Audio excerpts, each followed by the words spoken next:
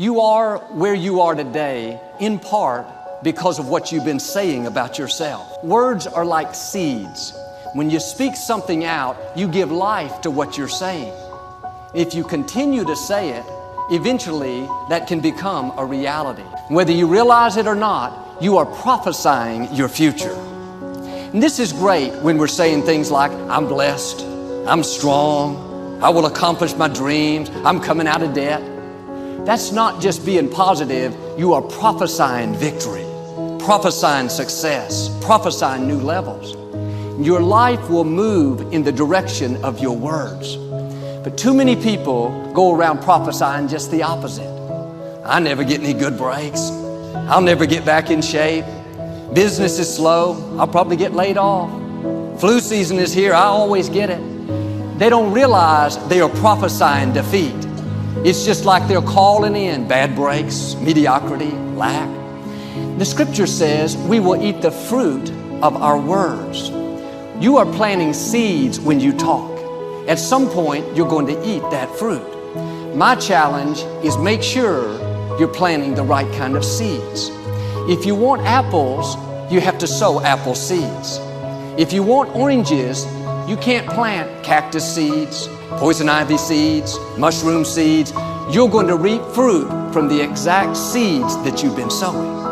In other words, you can't talk negative and expect to live a positive life. You can't talk defeat and expect to have victory. You can't talk lack, not enough, can't afford it, never get ahead, and expect to have abundance. If you have a poor mouth, you're going to have a poor life. If you don't like what you're seeing, start sowing some different seeds. Instead of saying, I'll never get well, Joel. This sickness has been in my family for 3 generations. No, let me give you the right seeds. God is restoring health back unto me. This sickness didn't come to stay, it came to pass. I'm getting better and better every day. You keep sowing those seeds and eventually you'll eat that fruit. Health, wholeness, victory. Instead of saying, I'll never get out of debt. I'll never rise any higher. No, I will lend and not borrow. Whatever I touch prospers and succeeds. I'm coming into overflow, into more than enough. Start sowing seeds of increase, seeds of abundance. No more, I'll never accomplish my dreams. No, I have the favor of God. Blessings are chasing me down. The right people are searching me out. New opportunities, new levels are in my future. If you keep talking like that, you'll reap a harvest of good things. James said in the scripture, with our tongue, we can bless our life or we can curse our life. Many people don't realize with their words, they're cursing their future. Every time you say, I never get any good breaks, you just cursed your life. I'll never be able to afford that nice house. I'll never break this addiction. I'll never meet the right person. No, stop cursing your future. Sometimes the enemy doesn't have to defeat us. We defeat ourselves. Pay attention to what you're saying. Are you blessing your life or are you cursing it? I had a classmate in high school that was always very negative. Every time I asked him what was going on, he had this standard answer. He would always say, not much. I'm just getting old, fat, and bald. I heard him say that probably 500 times. I know he's just kind of kidding, but I wouldn't kid about that. He was one of the stars on our football team, always in great shape, had this thick curly hair. About 15 years later, I ran into him at the mall. When I saw him, I nearly passed out. He had prophesied his future. He looked old, fat, and bald. Friends, don't speak that defeat over your life. Our attitude should be, I'm getting younger. God is renewing my youth like the eagles. I'm getting stronger, healthier, better looking. I'm going to keep my hair. I'm going to stay in my right mind. I'm going to live a long, productive, faith-filled life. Don't go around cursing your future. Start blessing your life. Prophesy good things. There's a young lady on staff here. Every morning before she leaves the house, she looks in the mirror and says, girl, you're looking good today. I saw her one time and asked if she was still doing it. She said, yeah, in fact, today when I looked in the mirror, I said, girl, some days you look good, but today you look really good. Why don't you stop criticizing yourself? Talking about all the things you don't like. How you're getting too old and too wrinkled, too this, too that. Stop cursing your life and start blessing your life. Start calling yourself healthy, strong, talented, beautiful, young. Every morning before you leave the house, look in the mirror and say, good morning, you good-looking thing. Look at me. Can you see how red my eyes are? I always say, no, Victoria, you look beautiful. You look as great as ever. She says, no, I don't, Joel. I know you. You won't tell me. She's right. I don't want to speak defeat. I want to speak victory over her life. I wonder what she would do if I ever said, yeah, you're right. You don't look good at all. I'm smarter than that. I know this man that was so concerned that he was going to get Alzheimer's disease. Several people in his family had it. A grandfather, a great uncle.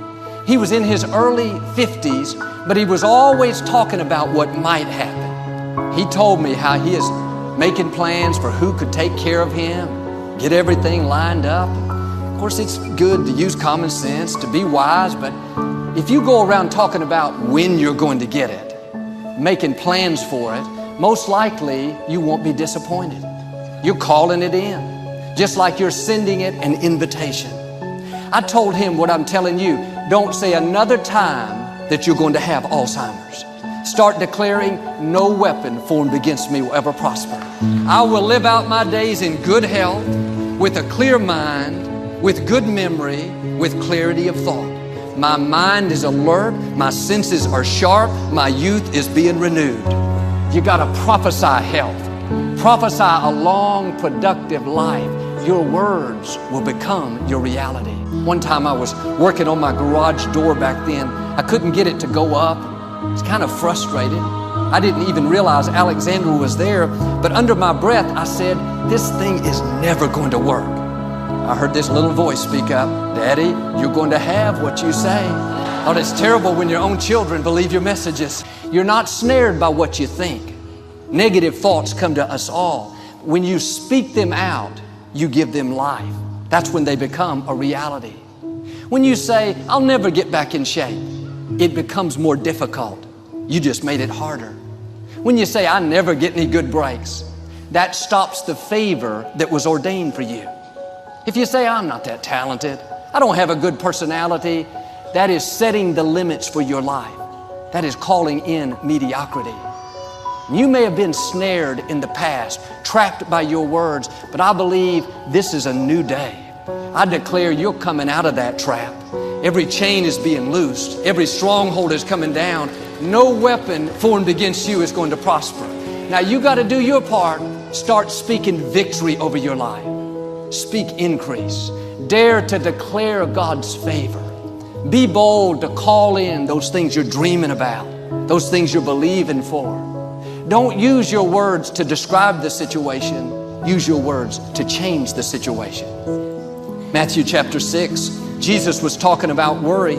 He said, take no thought saying, what shall we eat? What shall we drink? Notice that phrasing, take no thought saying. The negative thoughts will come. The key is to not say them. A thought will die stillborn if you don't speak it. Jesus was saying, you may feel worried. You may seem like it's never going to happen, but take no thought saying. Don't verbalize it. Don't get trapped by your words. When we acquired this place, the former Compact Center, it was a dream come true. We were so excited. Our builders drew up plans to renovate it from a basketball arena to a church. They called us together and said it was going to cost $100 million to renovate. After they picked me up off the floor, my first thoughts were, that's impossible. There's no way. They cannot expect me to raise those kind of funds. Even though those thoughts were racing through my mind again and again, I was smart enough to keep my mouth closed. I kept a big smile on my face, acted like it was no big deal. I knew if I wouldn't verbalize those negative thoughts, eventually they would die stillborn. It's one thing to think that it's impossible, but when you start telling people it's impossible, it takes on a whole new meaning. You may think, I'll never break this illness. I'll never get well.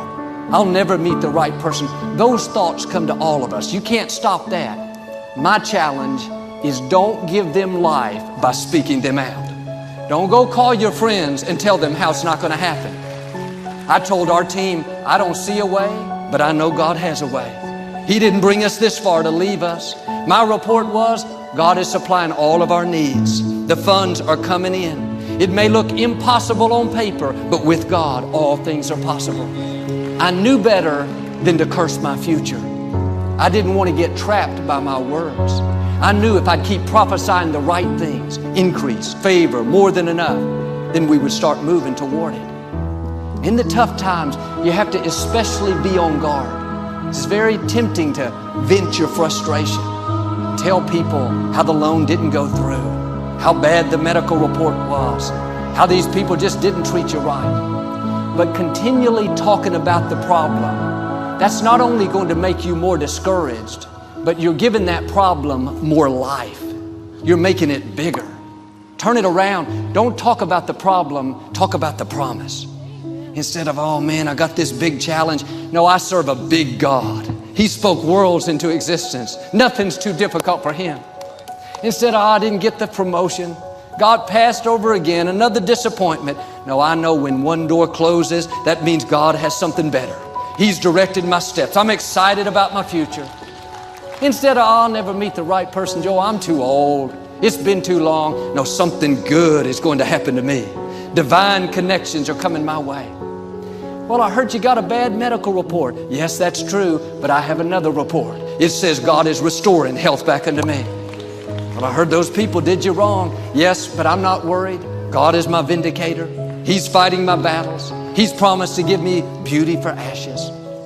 See, in life, there are always two voices vying for your attention. The voice of faith and the voice of defeat. You'll hear a voice saying, like I did, problem's too big. It's not going to work out. Just accept it. You'll be tempted to worry, to be negative, to complain. But if you listen carefully, you'll hear another voice, the voice of faith, saying God has a way. Favor is coming. Healing is coming. Breakthroughs are coming. One voice will tell you, you've reached your limits. You've gone as far as you can. You don't have what it takes. The other voice, you are well able. You can do all things through Christ. Your best days are still in front of you. Now here's the beauty. You get to choose which voice comes to life. The way you do it is by what you speak. When you verbalize that thought, you're giving it the right to come to pass. If you go around saying, the problem's too big, I'll never get well, you are agreeing with the wrong voice. You've got to get in agreement with God. The other voice may seem louder, but you can override it. You can take away all of its power by choosing the voice of faith. Maybe you're going to a job interview. One voice will tell you, you're not going to get it. You're wasting your time. These people are not going to like you.